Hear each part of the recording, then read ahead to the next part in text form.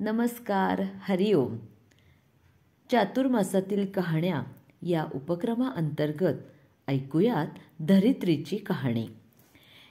एका आटपाट नगरात एक ब्राह्मण राहत असे.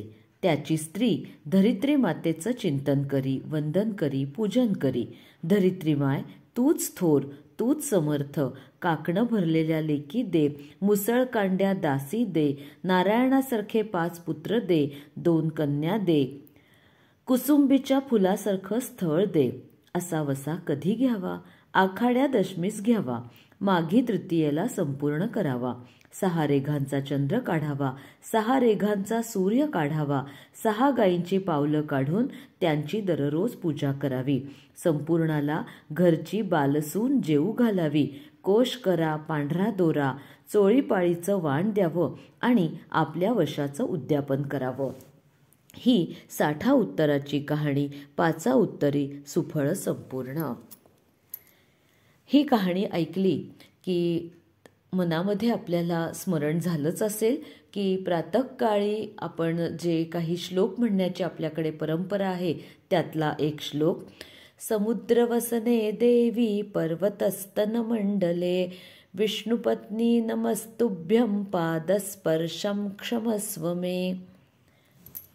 बघा, धरित्री म्हणजेच भूदेवी हिला सुद्धा विष्णुपत्नीचं स्थान दिलेलं आहे आणि ह्या विष्णुपत्नीचं वंदन करण्याची आपली परंपरा अशी आहे की सकाळी उठल्यानंतर आपण अर्थातच उभं राहतो, म्हणजे जमिनीवर पाय ठेवतो, म्हणजे तिला पाय लागला ना, ती देवी स्वरूप आहे, भूदेवी आहे, धरित्री माता आहे, मग तिला पाय लागला म्हणून तिची क्षमा मागायची आणि तिला वंदन करायचं.